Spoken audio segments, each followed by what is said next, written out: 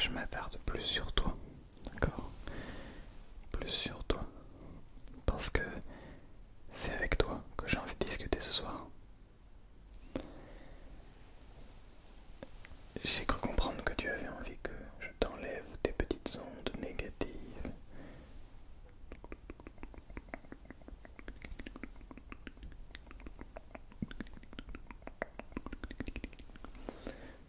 Alors, je vais faire ça. Mais on va aller un petit peu plus en détail, on va essayer de comprendre qu'est-ce qui se passe. D'accord? On va essayer d'observer tes émotions négatives, tes ondes négatives, et plutôt que de les mettre sous le tapis et de les ignorer, on va essayer d'aller un petit peu plus les chercher, les comprendre, voir pourquoi est-ce qu'elles sont là et comment est-ce qu'on peut faire pour les accepter et vivre avec. Avant de commencer cette vidéo, je te laisse un petit peu de temps pour t'installer tranquillement, te mettre dans ton lit, si tu n'y es pas encore, te mettre un petit plaid sous ta couverture, bien blotti, sur ton oreiller, avec ta couverture qui vient t'envelopper et te rendre chaud, de créer cette chaleur qui fait toujours du bien. Et je voulais te dire que si tu souhaitais parler un petit peu plus de ton expérience, de ce qui ne va pas, eh bien n'hésite pas à venir sur Instagram en message privé. Tu m'envoies un petit message, voilà, il n'y a pas de souci, on discute. Et sinon tu pouvais aussi venir sur le serveur Discord, il y a beaucoup de personnes qui sont très très gentilles. Même, tout le monde est gentil hein, sur Discord. Donc n'hésite pas à venir discuter avec les gens, peut-être passer des moments le samedi soir notamment. Là j'en parle le lundi, mais voilà, n'hésite pas, même toute la semaine, hein, de toute façon. Tu m'envoies un petit message qui a envie de venir discuter en vocal, faire un petit jeu. L'autre jour on a joué à Limite Limite, je sais pas si tu connais. C'est un jeu avec des petites vannes plutôt marrantes. Et voilà, pas approprié en ASMR, mais sur le serveur Discord c'est possible. Mais sinon, n'hésite pas voilà, à venir jouer avec la communauté. Je pense qu'on peut bien passer des bons moments ensemble. Ça peut être très très très sympa. Bien, la partie est faite.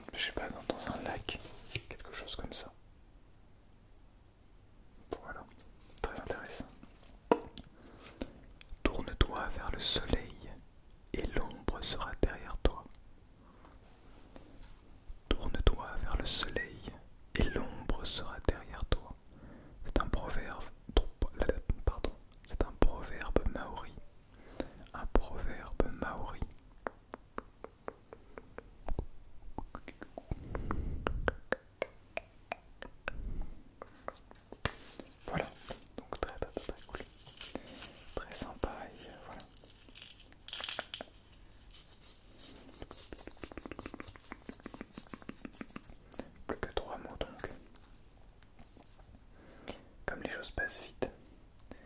Je crois que lorsque j'ai fait ce premier mot de bonheur et de sagesse, on était peut-être 700 abonnés. Vous vous rendez compte le chemin parcouru. Et qui sait à combien d'abonnés, combien de personnes vous serez et comment sera ma vie d'ici un an, lorsqu'on lira le 4e avant la fin mot, ou qu'on fera la 4e avant la fin petite expérience, ou qui sait. En tout cas, dès qu'on ira pour la première semaine de décembre. Et sache que les choses changent, les gens évoluent, toi aussi tu évolues. Chaque moment de la vie est un cadeau, si on sait l'apprécier pour ce qu'il est. C'est jamais facile, attention, je ne dis pas ça. Mais tous les moments sont bons à prendre. Je ne sais plus qui disait ça, mais quelqu'un disait: il n'y a pas d'échec, il n'y a que des victoires et des apprentissages ou quelque chose comme ça. En fait, là où tu vas avoir l'impression dans certains moments comme celui que tu vis actuellement, où tout est contre toi, où tout ce que tu souhaitais se retrouve de plus en plus loin de toi, eh bien c'est dans ces moments qu'on détermine qui est capable d'aller loin et qui va s'arrêter.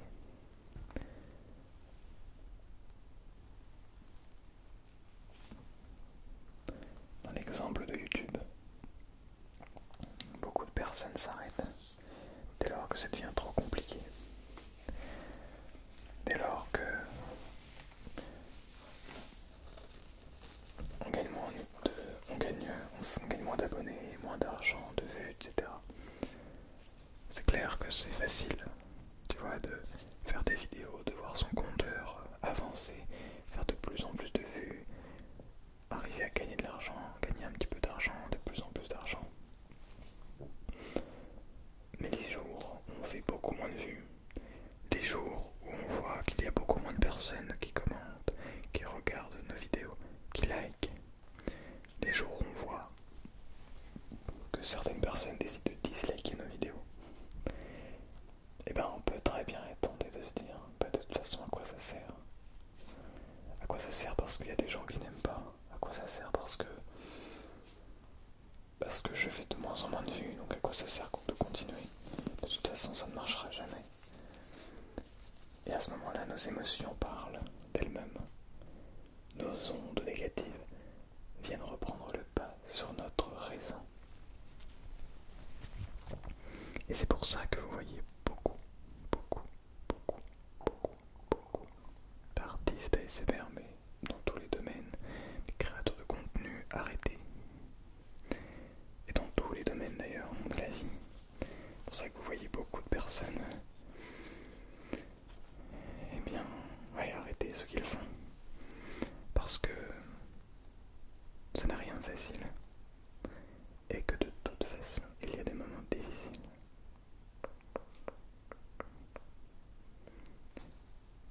En revanche, à partir du moment où vous passez les moments difficiles,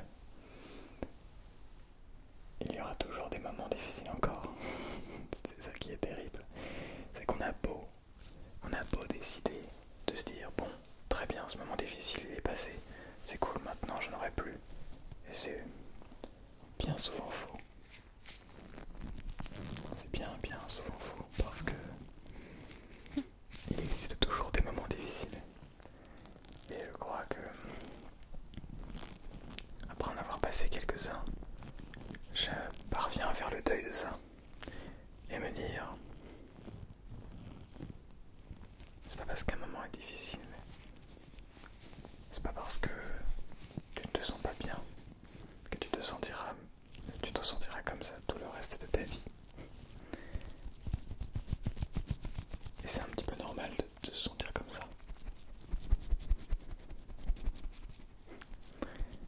Est-ce que ça fait de toi une mauvaise personne? Non? Non, pas du tout. Au contraire, ça fait de toi un être vivant. Ça fait de toi quelqu'un qui ressent les émotions, qui arrive à comprendre sa peur, qui arrive à plutôt à comprendre qu'il a peur, oui, sans forcément comprendre sa peur, plutôt à voir qu'il a peur, à voir qu'il a des émotions. Et ça, malheureusement, beaucoup de personnes ne l'acceptent pas. Toi déjà, tu es là, c'est que tu sais que tu ne vas pas bien en ce moment, que tu as une période où tu ne te sens pas bien. Eh bien, au moins, maintenant que tu sais ça, on va pouvoir avancer. C'est déjà un gros du travail, crois-moi. Pendant de nombreuses années, je me suis caché derrière un faux sentiment de bien-être. Tout va bien, tout va bien. Non, tout ne va pas bien du tout.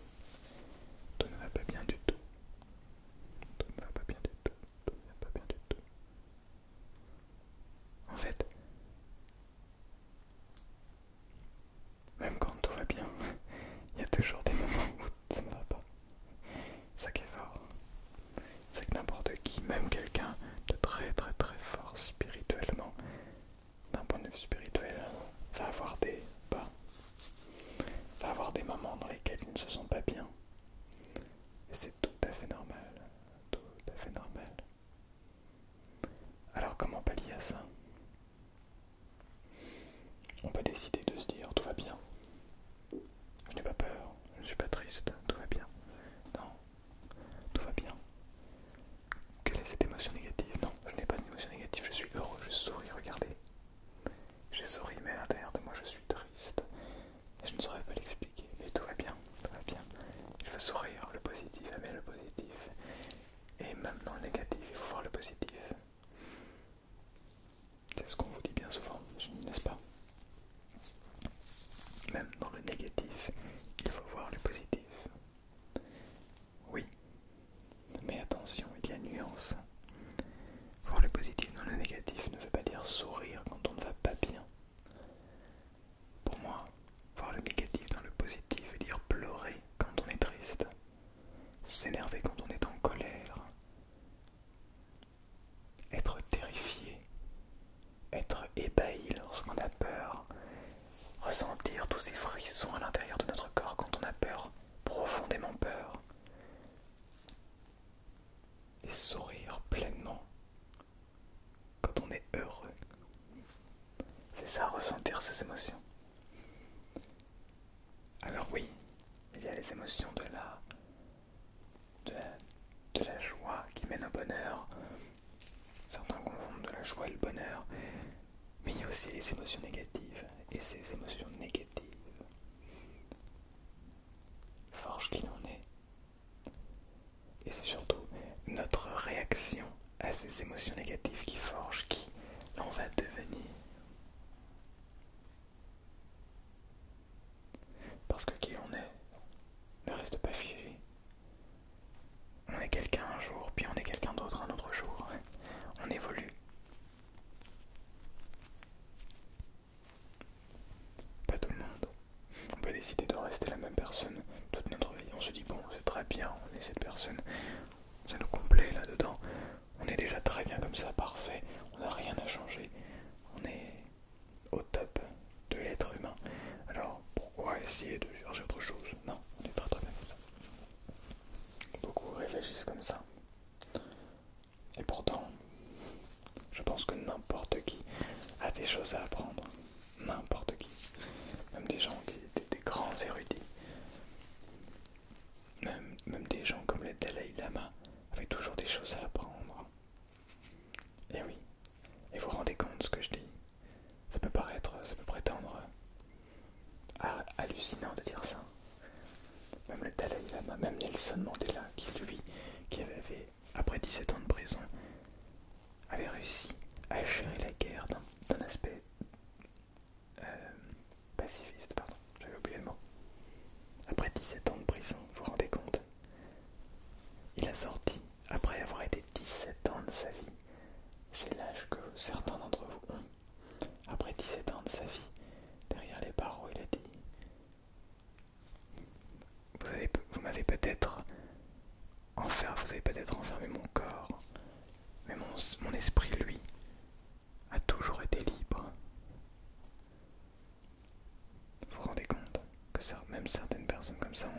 choses à apprendre.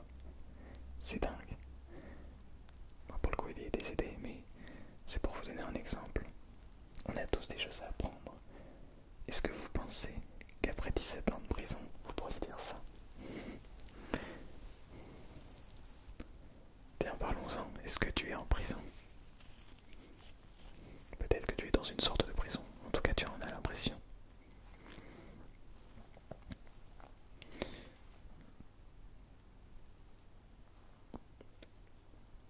Parfois, on ne prend pas forcément toujours beaucoup de recul sur notre situation. Et on n'arrive pas à se rendre compte de la chance qu'on a. C'est normal. Faut pas t'en vouloir pour ça. Mais je pense que beaucoup de nos émotions négatives viennent à cause de ça. De notre non-appréciation de ce que nous possédons déjà. C'est drôle hein, quand même. Parce qu'on connaît l'histoire. On connaît aussi la situation dans certains pays. Je parle pas forcément des pays très très pauvres, mais même des pays un petit peu moins évolués que nous, que notre pays en tout cas, d'un point de vue sociétal. Eh bien, il y a beaucoup de violence ailleurs. Nous sommes dans des pays, dans des endroits très, comment dire, très protégés.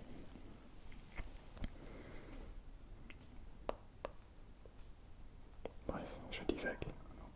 Je divague beaucoup trop, excuse-moi. Mais je voulais quand même t'expliquer qu'il y a bien pire que nous. En revanche, cela ne veut pas dire que tu n'as pas de problème. Et cela ne veut pas dire que tes problèmes sont moindres par rapport à ceux des autres. Certains vont te dire, oui mais regarde, là-bas il meurt de faim. D'accord. Mais ça ne sert à rien de dire ça. Parce que ces gens, si certaines personnes meurent de faim, tes problèmes, ben, comment dire, en te disant ça, tu vas avoir l'impression, ah oui mais puisque meurt de faim, moi je ne peux pas, je n'ai pas de problème, donc c'est à dire que tout va bien, donc je ne dois pas regarder mes problèmes en face. Ça peut être un risque. Alors observe ta négativité, observe ton émotion actuelle, observe ce qui ne va pas en ce moment. Regarde-la. Si c'est la peur, tu as peur d'un événement à venir, tu as peur de te retrouver seul toute ta vie. Tu as peur de ne pas retrouver quelqu'un comme lui ou comme elle. Tu as peur pour ton avenir professionnel. Tu as peur pour l'avenir de l'humanité. C'est tout à ton honneur et c'est réel. Tu es triste. Tu es triste que ce soit fini comme ça. Tu es triste que ce soit fini tout court d'ailleurs. Tu es triste de ne pas avoir dit à cette personne que tu l'aimais. Tu es triste que ces personnes partent. Ces personnes qui te sont chères.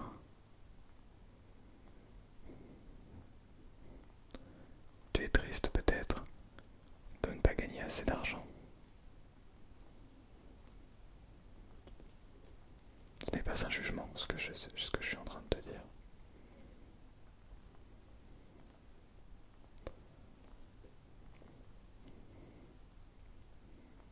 Tu as peur.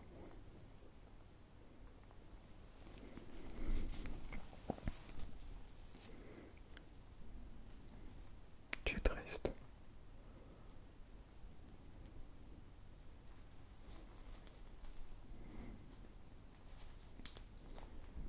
Observe cette émotion. Très bien. Maintenant, accueille-la. Oui,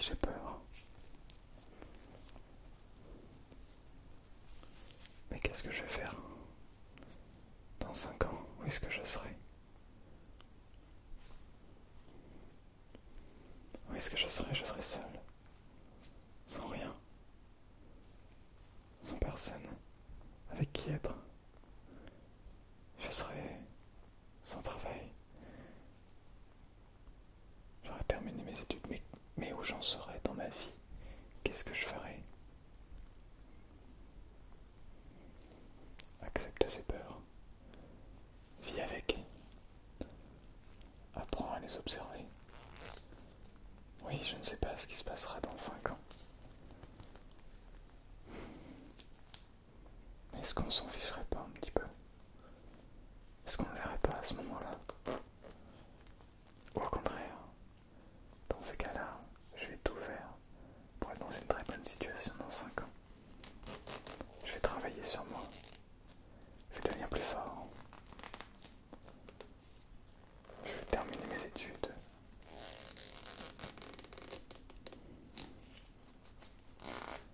Et je vais peut-être rencontrer quelqu'un avec un peu de chance. Ça va, j'ai 5 ans.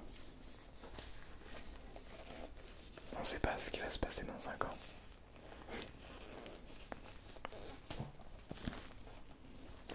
Tout ça n'était qu'un exemple. En réalité, il n'y a pas de véritable réponse. Et oui, la vraie réponse et la bonne réponse, elle vient de ce qu'il y a dans ton cœur. Écoute-le. Écoute-le profondément. Observe toutes ces émotions et dis-toi qu'elles font partie de toi désormais. Et que ces peurs, au lieu de les combattre, accepte de vivre avec. Oui, j'ai peur. Oui, j'ai peur de ce qui va arriver. Mais peu importe. Parce que ce qui compte, c'est ici maintenant. Et si je donne tout ce qu'il faut, aujourd'hui, demain, après-demain, je n'aurai aucun regret d'ici 5 ans. Parce que j'aurais vécu la vie que je voulais. Et même si ma vie devait s'arrêter dans 5 ans, ben j'aurais vécu tout ce que j'avais envie de vivre. Pas tout à fait peut-être, mais en tout cas un maximum. Tout ce qu'on peut faire en 5 ans. C'est qu'un exemple bien entendu. Et tu n'es absolument pas obligé de voir les choses comme ça. En revanche, je t'invite grandement à t'écouter, à prendre ces temps juste pour toi, à accepter que parfois il y a des émotions que tu ne comprends pas. Mais c'est ça aussi, être capable de s'observer sans se juger. Et avec le temps, tu verras que plus tu prendras ce temps qui est très difficile au début pour t'écouter, pour te comprendre, moins ces émotions négatives t'affecteront négativement. Parce que tu ne les refouleras pas et donc tu éviteras toute la souffrance qui en découle. A l'inverse, tu seras triste, ça c'est sûr, mais tu ne peux pas l'éviter. Mais c'est un moment qui sera beaucoup plus court, beaucoup plus agréable parce qu'il ne prendra pas trop de place dans ta vie.